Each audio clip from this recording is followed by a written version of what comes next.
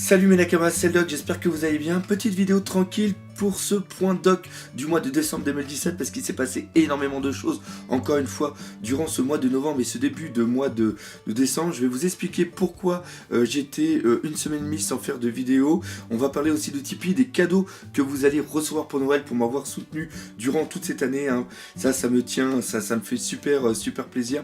Vous dire l'évolution du musée, ce qui s'est passé à la TGS, et encore une fois ça a été le même élan qu'il y a eu pour la Medinasia. Vous parlez aussi des différents projets qui sont en cours pour la chaîne et aussi ce qui se passe en annexe. Bref, encore une fois, plein de choses à dire et j'espère que ma voix ne va pas trop partir en live. Si elle est en train de partir en live, je vous le dis. Bref, voilà, on va pas perdre de temps. C'est parti pour le point doc du mois de décembre 2017. Alors, on va commencer par quoi? Bah oui, vous voyez déjà un petit peu les figurines qui sont juste derrière. C'est les figurines que j'ai fait la review, le unboxing juste hier. On est jeudi d'ailleurs, on est vendredi d'ailleurs, le chapitre va sortir normalement cet après-midi. Cette vidéo normalement, si vous la voyez, elle devrait être, si j'ai le temps, je vais faire le montage pour qu'elle soit en fin de semaine. On va commencer par parler de quoi? On va parler tout simplement de Tipeee. Les gens, tous ceux qui m'ont soutenu durant cette année à hauteur d'un certain montant, je ne sais pas, un truc qui a été récurrent, vous allez recevoir un cadeau. Donc je vais vous contacter via Tipeee pour avoir une confirmation d'adresse et vous allez recevoir soit un calendrier qui a été fait par Luffistud, soit des shikishis qui ont été faits aussi par Luffistud, et vous allez aussi recevoir des planches que je fais directement importer du Japon, peut-être aussi des lots de Shité en fonction du don que vous aurez fait. Vous aurez un ou plusieurs cadeaux. Donc voilà, je suis en train de voir ça parce que encore une fois, sans vous, j'aurais arrêté la chaîne au mois de septembre et le musée qu'il y a eu à la TGS est en très grande partie grâce à vous. C'est-à-dire que grâce à vous, vu que vous m'avez soutenu, vous m'avez donné le courage et la liberté de continuer sans avoir à me stresser sur tout ce qui est le revenu par rapport à YouTube, et ça a été un véritable un truc absolument incroyable. Donc voilà, pour vous remercier, voilà, vous allez recevoir des cadeaux du doc pour Noël. Donc ça, c'était la première petite chose. Maintenant, on va parler d'un truc qui est quand même assez important, c'est pourquoi je n'ai pas fait de vidéo pendant une semaine et demie. C'est tout simple, c'est parce que j'ai eu 3 conventions en l'espace de 4 semaines. Et j'aurais même pu avoir 4 conventions, c'est-à-dire que j'ai fait Marseille, Reims et aussi le TGS, d'où je viens juste de revenir. Et entre deux, j'aurais pu faire la convention, la Art to Play à Nantes. J'avais eu des contacts pour pouvoir être invité. Et au dernier moment, j'ai préféré décliner l'invitation. Même le Krusty Crew, hein, ça a été avec joie que je serais venu sur votre stand vous faire un petit coucou. Pourquoi? Parce que déjà rien qu'avec ces 3 conventions, celle de Marseille, de Reims et de la TGS, j'ai fait une micro-dépression. Et j'ai aussi eu une grippe et une angine. On va expliquer pourquoi. Quand je vous l'ai déjà expliqué dans des points doc, mais pour ceux qui le savent pas, préparer le musée, c'est un travail de fou qui est en amont. Et moi, je me fous toujours une pression de taré quand je vais en convention, parce que je veux vous apporter quelque chose de beau. Je veux que quand vous veniez me voir, que vous regardiez les documents, que vous regardiez les décors, que vous regardiez les statues, et je veux que vous ressentiez quelque chose. Parce que j'en parle beaucoup dans mes vidéos, j'en parle avec passion, et je ne veux pas que vous soyez trop teasés, que quand vous arriviez, que vous vous rendiez compte que c'est de la merde. Ce qui s'est passé au TGS du Spring Break, c'était au mois d'avril ou mai cette année, et c'est encore resté dans ma mémoire. C'est-à-dire que il s'était marqué musée One Piece, et il y a des gens qui sont arrivés, et ils ont fait c'est ça le musée, c'est de la merde. Et moi, ça m'a fait mal. Même si je m'en suis foutu un moment, parce que sur le coup je m'en suis foutu, je me suis dans ma tête, je me suis dit bah si t'es pas content de ça, bah tu dégages et c'est tout. Mais après avec du recul, je me suis dit bah merde, parce que moi j'y mets du mien, puis se prendre ça dans la gueule, des fois ça fait un petit peu mal. Donc je me fous une putain de pression quand je vais faire des conventions, et il y a eu celle justement de la TGS où il y a eu 60 mètres carrés, c'était un truc absolument de fou, et au préalable j'ai travaillé ça pendant un mois, et ça a été pour mettre bien, parce que je voulais faire une rétrospective des 20 ans de One Piece, et quand je vois tous les retours que j'ai eu, j'ai réussi à faire ce que je voulais, les gens quand ils sont venus, ils ont voyagé à travers One Piece, ils ont redécouvert One Piece à travers les documents, ils ont vraiment voyagé à travers tous les arcs, et encore il manquait encore quelques petits trucs par manque de place, mais ça m'a fait super plaisir. Sauf qu'au préalable, durant le trajet et tout, Jérôme, je m'excuse encore, hein, mais j'étais assez exécrable parce que j'ai une très très mauvaise gestion du stress, et je veux trop en faire. Voilà, je veux trop en faire. Il me le disait, il me dit mais t'inquiète pas, ça va être bien et tout. Et puis non, même quand j'accrochais les tableaux, j'avais encore du stress. Donc voilà. Et ce qui s'est passé aussi, c'est que quand j'étais à la convention de Reims, je suis revenu avec une grippe et une angine carabinée. Donc ça m'a complètement fusillé. Donc plus le courage de faire plus la voix déjà pour faire des vidéos, plus le courage mentalement de faire des vidéos. Et quand j'étais à Toulouse, je n'ai même pas fait de réaction live du chapitre tellement on est arrivé, il devait être 2h, et on a terminé de monter à 7h du soir, et après j'ai pas eu le courage vraiment d'aller dans ma chambre d'hôtel, d'ouvrir le PC, de lire le chapitre, de me filmer, d'après de faire un montage. Ça aurait terminé jusqu'à 9h, 9h30, et je voulais surtout retrouver mes amis et se libérer de ce poids, parce que quand on a monté le musée, on s'est dit ça y est, on a réussi quelque chose, et il y a tout un stress qui est parti. Donc voilà pourquoi je n'ai pas fait de vidéo pendant une semaine et demie, hein, trop de charge, franchement trop de charge. Et malheureusement, je ne vais pas pouvoir continuer à maintenir le rythme des vidéos que j'ai fait à un moment. C'est-à-dire que vous voyez aussi au niveau des critiques analyses d'épisodes, je suis en train de prendre énormément de retard. C'est-à-dire que l'année prochaine, le musée a tellement plu là, que ce soit aux Nakama qui sont venus, aux gens qui étaient complètement, qui connaissaient pas du tout, et quand ils sont passés, ils ont trouvé ça magnifique. D'ailleurs, j'adorais la tête quand je leur disais que c'était ma collection personnelle. Les mecs, ils pensaient vraiment que j'appartenais à la Glénat ou à la Toei, et que je faisais un musée sur One Piece pour fêter les 20 ans. Pour eux, c'était ça, quoi. Et non, je leur disais non, je suis qu'un amateur. Je suis qu'un amateur. Et quand je vois d'ailleurs ce qui a été fait au TGS, pour l'animation, il y a eu plusieurs plans qui ont été montrés. Franchement, quand je suis à côté, il y en a même qui m'ont fait des très gros. Le plus beau des compliments, c'est de dire que ce que j'ai fait à la TGS pour les 20 ans était plus beau que ce qui a été fait à la Japan Expo pour les 20 ans. Alors je sais que la Japan Expo, c'était un truc officiel, donc ils doivent suivre certains critères. Moi, en tant que fan et en tant que passionné, moi, je peux faire ce que je veux, c'est ma collection personnelle, donc j'accroche comme je veux. Et j'ai eu un compliment d'une personne que je respecte énormément, c'est tout simplement Renaud Le Maire. Il m'a dit que c'était fait par des passionnés. Et il n'y a rien de plus beau que quelque chose qui est fait par des passionnés.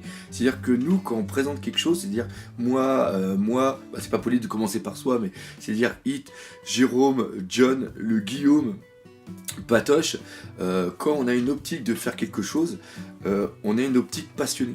On veut se faire plaisir.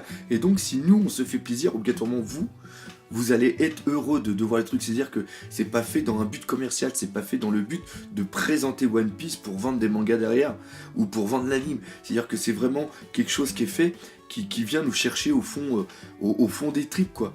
Et le mot passion est vraiment là, d'ailleurs. Et je sens que je suis en train de partir totalement encore en live dans cette vidéo. Et quand on a fini de faire le musée, et quand on le regarde, on se dit waouh, mais c'est super. Et ce qui est vraiment génial, c'est que le musée a avancé au fur et à mesure. C'est-à-dire que ce qu'on a fait là, c'était encore mieux que la Médinasia. C'était différent, mais moi je l'ai préféré à la Médinasia. Il y avait quelque chose en plus. C'est inexplicable, mais quelque chose en plus. Et le fait aussi de faire quelque chose de plus aéré, de ne pas mettre tous les documents, toutes les statues au même endroit, de faire quelque chose que les gens circulent et tout, c'est vraiment une optique. Et d'ailleurs, là, ce qui va se passer, c'est qu'on a vraiment dans l'optique de faire un musée fixe. Donc ça, j'en reparlerai plus tard. Ça ne sera pas pour l'année prochaine, ça sera peut-être encore pour l'année d'après. Mais il y aura toujours des expositions mobiles. C'est-à-dire qu'en convention, je montrerai toujours, ça sera une vitrine du musée qu'on veut présenter. Parce que le musée qu'on veut présenter, si ça se passe comme on veut, ça sera des salles immenses qui seront directement à thème. Il y aura une salle East Blue, il y aura une salle Grand Line, il y aura une salle Marineford avec un putain de décor au milieu. Enfin, il y a des trucs... Il y a des trucs de géants qui sont en train d'arriver, parce qu'on est en train de penser à des trucs qui sont complètement fous, et on sait qu'on a les moyens d'y arriver. On est en train de travailler pour mettre une plateforme en place. On vous en reparlera l'année prochaine. Mais ce qui s'est passé dans cette année 2017, on va avoir besoin d'une confirmation en 2018. Et le musée est devenu partie intégrante de ce que je veux faire. C'est-à-dire que je ne vais plus pouvoir mettre le musée de côté par rapport aux vidéos. Et donc, il y aura moins de vidéos par rapport au musée. Il y aura toujours des vidéos, mais je ferai peut-être plus une vidéo par jour parce que le rythme est intenable et je vais toujours faire des vidéos sur les figurines. Pourquoi ? Parce que les figurines, dans le projet de musée, est quelque chose qui est nécessaire. C'est-à-dire que dans mon musée plus tard, j'ai envie qu'on rentre dans une salle, et la salle, ça sera Banpresto par exemple, et qu'on trouve toutes les figurines qui ont existé sur Banpresto. Pareil pour les pop, pareil pour Bandai. Comme ça, les gens qui veulent choisir des figurines, qui veulent voir des trucs, eh bien vous aurez un... Ça, c'est quelqu'un qui l'avait posté au niveau de Facebook, de dire ce serait génial si un jour il y avait un endroit où on pouvait voir toutes les figurines. Eh bien, je suis en train d'y travailler à ça. Encore une fois, c'est énormément de taf. J'aurais besoin de vous pour ce projet, on en reparle l'année prochaine et tout, mais voilà, c'est des choses qui avancent et des choses qui sont des choses qui sont incroyables quoi. On m'aurait dit il y a encore 2 ans quand j'ai commencé au Québec, et ben tu vois dans 2 ans plus tard tu arriveras à ça. Je serais comme un fou. Je remercierai jamais assez les organisateurs de TGS, Sébastien, surtout toi. Il m'a demandé de faire une conférence et j'ai fait une conférence sur une salle complètement énorme. Et c'est là où d'un moment les stars américaines passent, même les gros youtubeurs passent. Et là j'ai fait une conférence avec mon ami Hit, d'ailleurs vous avez pu la voir en vidéo, c'était filmé et tout. Et c'est un rêve de gamin que je fais. De parler avec vous, de parler de One Piece, ça a duré 45 minutes, mais si ça avait pu durer 2 heures, ben ça aurait passé 2 heures quoi. Et en un sens, je pense qu'il va vraiment falloir que j'accentue sur les lives, il faut que je trouve un petit endroit pour faire les lives. Et parmi tous les projets qu'on a en tête, il y a un autre projet qui nous tient énormément à cœur, c'est tout simplement le projet de la BD.